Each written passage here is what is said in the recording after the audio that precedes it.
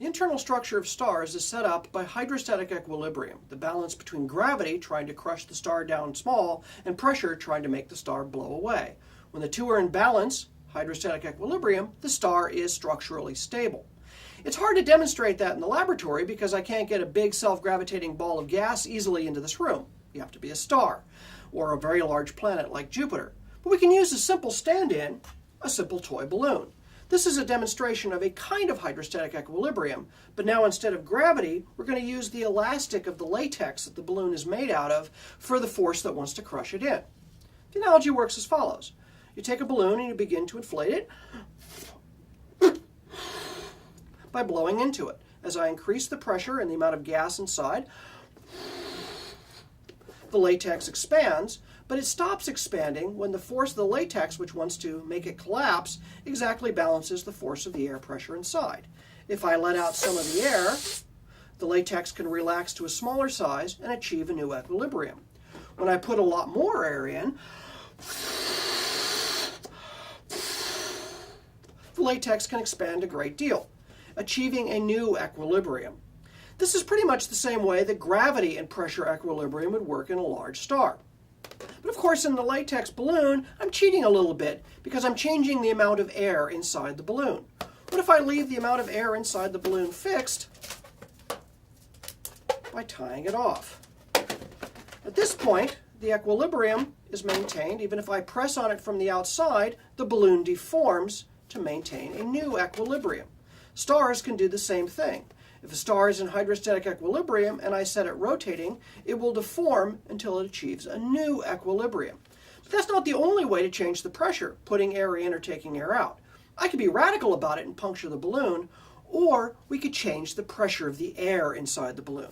If I inflate this balloon inside of a nice warm room like this, and were to walk outside on a cold winter day, the balloon would begin to shrivel because the gas pressure inside the balloon would drop, and the elastic could cause the balloon can cause the balloon to collapse, achieving a new equilibrium. It also works the other way. If I inflate a balloon outside when it's well below zero, wait for it to equilibrate with the outside air temperature, and bring it in the house, if you inflated it to just below bursting outside, it might actually pop when it comes into equilibrium with the warm house. Unfortunately, it's a nice spring day outside. It's about as hot outside as it is in, so we're going to have to do something a little bit more radical. And what we're going to do for radical is I brought some liquid air. This is liquid nitrogen. Liquid nitrogen has a temperature of nearly 200 degrees below zero, minus 196 degrees Celsius, for those who want to keep track of things.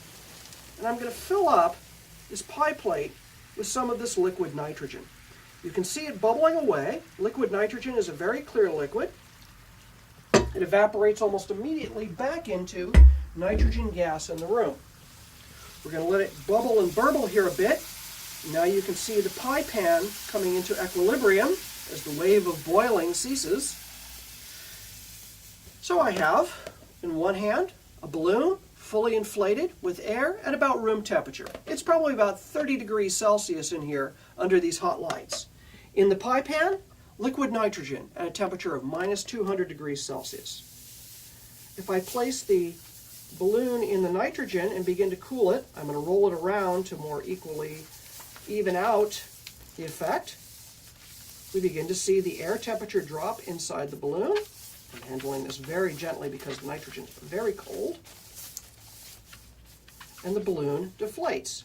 When I take it out and hold it up in front of the hot lights, you can see the balloon will slowly start to inflate back, eventually coming up to the fully inflated size we saw before.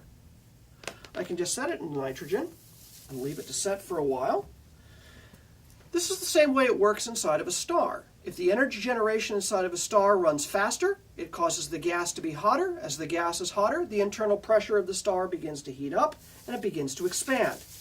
If the internal energy of the star makes less energy than is needed, the envelope of the star is less hot, the pressure drops, and the star collapses in response. I can make this balloon, by getting it colder and colder, eventually collapse almost all the way down.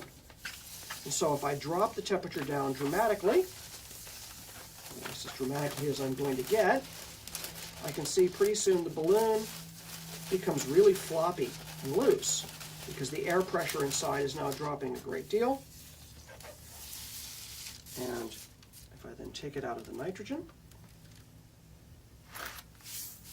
move the nitrogen to one side, set down the balloon, and if I wait just a little while, the balloon will begin to inflate. There's a cheat here, of course. The elasticity of latex goes down as it gets colder, but this is one of the ways we make this demonstration really effective. So, hot air, expand, cold air, deflate. The same thing happens in a balloon as happens inside of a star.